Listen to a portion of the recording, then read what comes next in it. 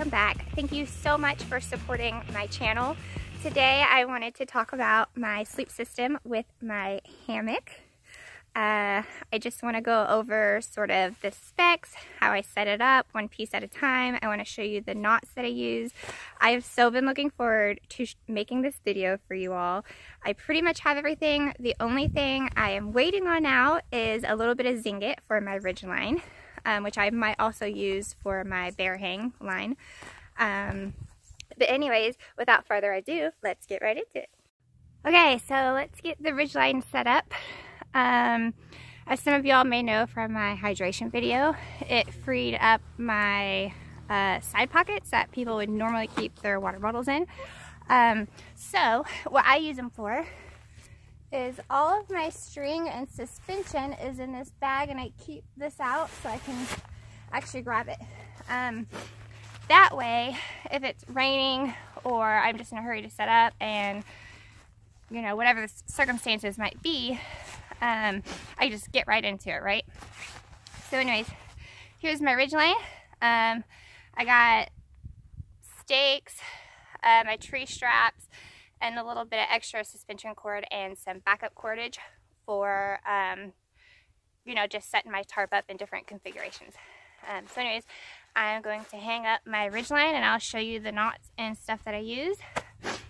And then just so you guys know, besides my stakes, this is the only piece of hardware that I use to set up my entire hammock and tarp. So anyways, see that.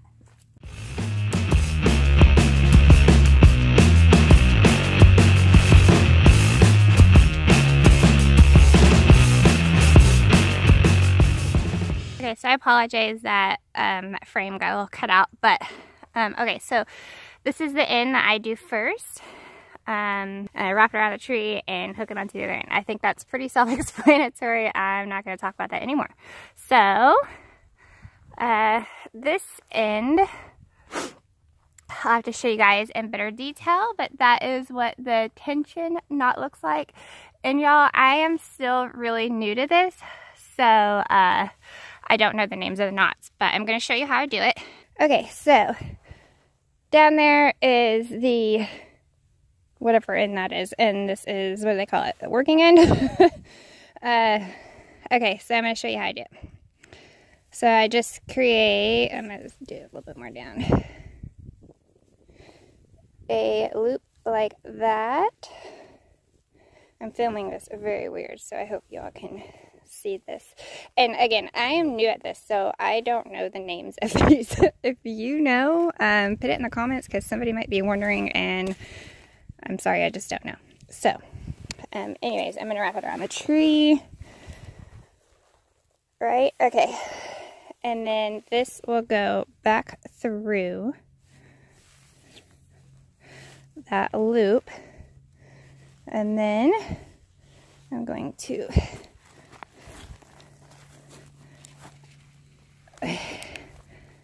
tighten that like so, and come around this side. Okay, I actually did this backwards than I normally do. That's okay. Okay, so working end is on the bottom, and then I go through the middle.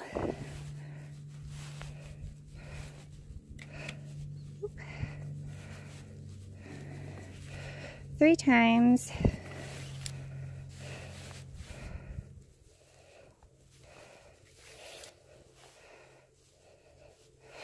Okay, so you get something that looks a little bit like that, and then the last time I go all the way over, and I basically make like a quick release type of deal there. Yeah. And it stays nice and taut. So I hope y'all could see that okay. And then to release it, you just kind of pull on that. And it all comes out very easy. And you're done. Okay, so I just redid it so that would be high enough for the tarp. Again, if you all know the names of any of those knots, please put in the comments because I just don't know, and I apologize for that. Also, if you have any other knots that you would be willing to share with me, just put a link in the comments. I want to experiment a little bit more with that. Right now, it's working perfectly fine, but it is something that I feel like maybe I could improve on. I'm not really sure. Anyway, so I leave these on. I don't ever take them off. They're the Prusik knots. I don't know if I'm saying that right either. But anyways, I got two of them, one here and one down there. And I'm going to hang the tarp up right now.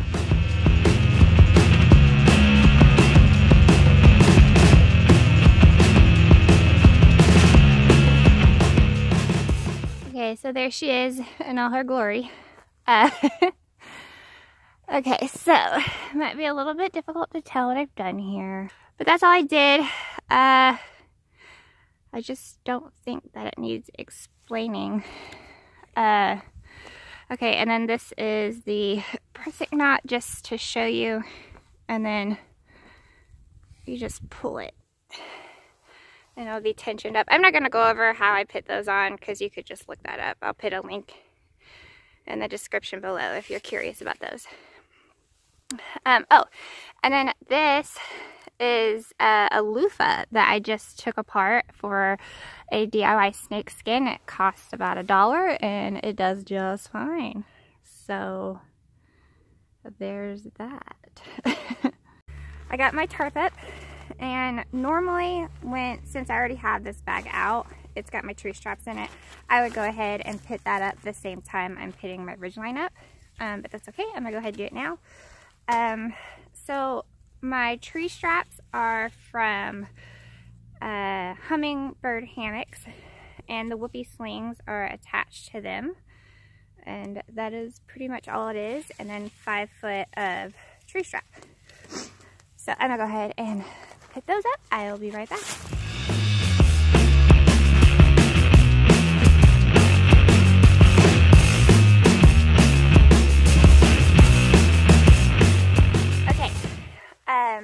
Also, my hammock is from Hummingbird Hammocks.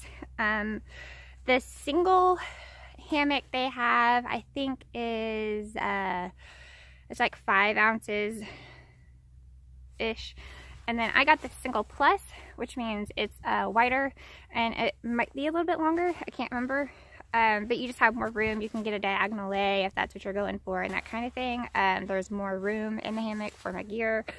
But okay, so the single plus is like 7.4 ounces, I think. I don't know, I'll put it in the video somewhere. But the unique thing about them is they have these, so I don't need any hardware. It's a button carabiner, and it just saves on weight, and the actual material of this is, I think, parachute material. It's super lightweight also. I attached a Ridgeline to mine. I have to fiddle with that some because I don't think it's at the best spot for me just yet, but it's a learning process. I'll get there. I'm gonna go ahead and set this up, and then I'll get the camera and I'll show you close up how it works.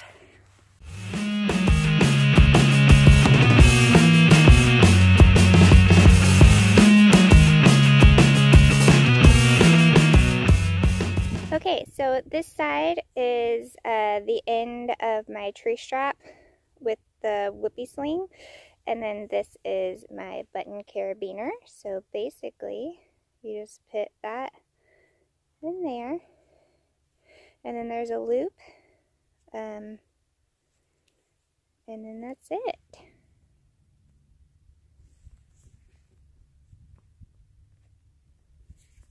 So I'm well aware that most people that are visiting this channel probably already know about Whoopie slings, but just in case you don't, I just want to show you how easy it is to adjust your hammock. So you just take this dangly end, hold the other side, and pull up, and you can see my hammock coming towards me. And then to loosen it up, you simply just do it in the opposite direction. And then, so I had a problem with them slipping a little bit, and I went to hammockforums.com, which is like the best place to learn about hammocks ever. And somebody suggested to milk the Whoopie Sling. It's kind of got like a finger trap contraption. So what you do, just milking it, just making sure that it is like closed in on itself. So that's all I do, and ever since I started doing that, I haven't had any more problems. Okay, and a typical rule of thumb is you put your hand like this and make sure it lines up with your rope to get that 30-degree angle, and check. Okay, this that I just put on is the Argon Vented Winter Sock. You can get at Dutchweargear.com, I think. They make them now that have an optional zipper on the side.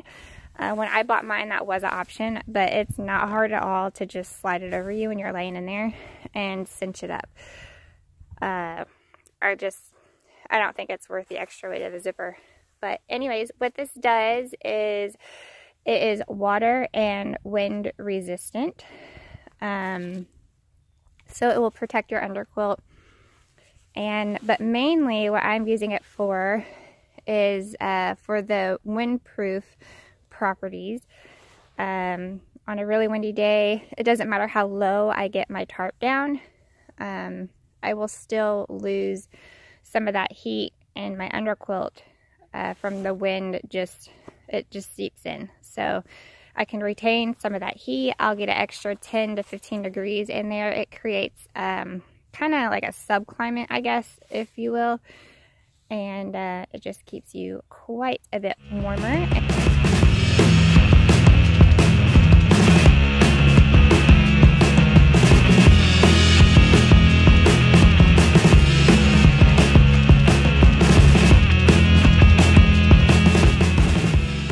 Okay, here is probably one of my favorite parts of my sleep system, which is my underquilt and top quilt by Hammock Gear. Just go to hammockgear.com and get yours. My top quilt is the Burrow 20 degree, and my bottom quilt is the Incubator 0 degree. I would say that your underquilt is more important than your top quilt as far as staying warm. So that's why I made my underquilt at a lower temperature rating.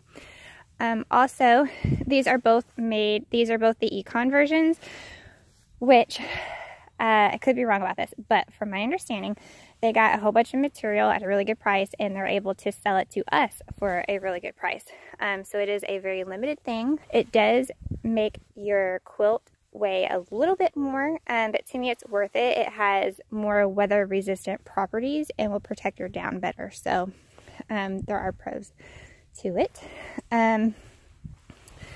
The foot end, I often have to lace up, and I'll show you what I mean by that in a minute. I'm a very active sleeper, and so on really, really cold nights, just to make sure that I seal in all the air gaps and stuff, it's just what I have to do to stay warm. And it is toasty warm when I do this. I'll show you. Oh, but first, I kind of wanted to show you all the construction of the inside. I mean, they know what they're doing.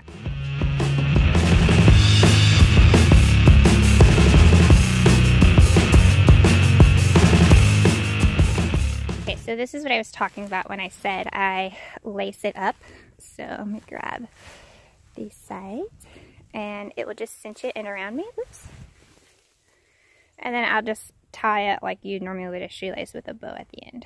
And I only do those two. Your quilt, if you have an underquilt, it should come with something similar to this. Maybe not D-rings, but a lot of them have like openings where you can see the shot cord. So you can just leave it through that if you wanted. But they go all the way up. And like I said, I just do the first two. That way I can still get in and out in the middle of the night when nature calls. My Sea to Summit pillow. And this is as much as I blow it up usually. So it looks like it's almost deflated. But it's not, I promise. And I didn't think I would like using it in a hammock, but it turns out it is awesome. So I just pulled this over everything.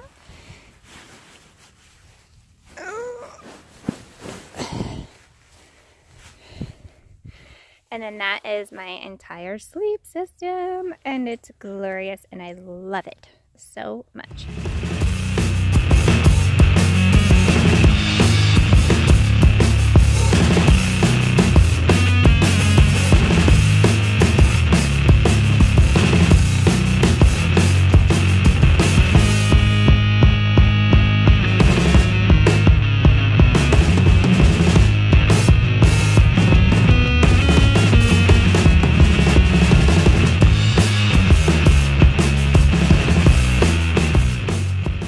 So I have a total of 10 stakes. I have 4 of these and 6 of these. I just used only 4 to set it up right now. The reason I have so many is, for example, I used them all last night because it was so windy. So I can have 3 stakes on each side of my tarp, and then the doors require 2 stakes on each side if I feel like I need to do that. But I'll show you. So for the doors, for the management, well, this is my door management. That is sort of my go-to unless it's just really windy or whatever. But, okay, so I took a piece of shot cord and I just tied it onto the D-ring there, and then it goes out to the stake that I already have to tie out my tarp. Yeah, and the other one does the same thing. So what's nice about this is I can actually just like pull this to the side and go in. I don't even have to undo my doors. But sometimes the wind is just howling, and you want to get this more taut. So I'll just do one of these numbers. Ugh. Well, it's not all the way in there, but you get the idea. I'll do that if I have to. I wanted to show you all how I guy out my tarp.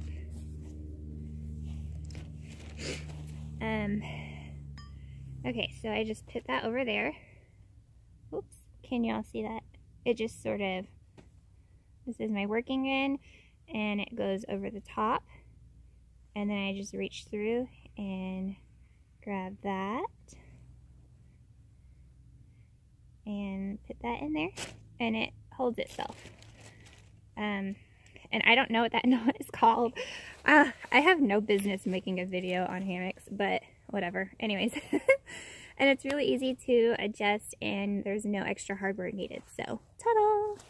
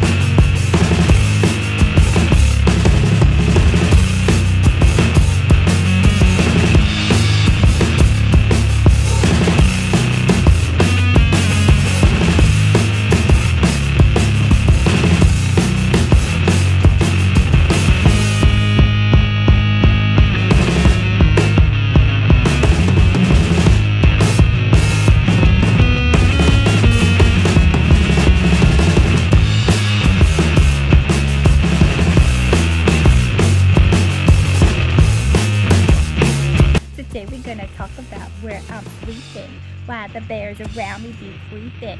Yo, bear, please let me be, 'cause hey, my food's over there in a tree.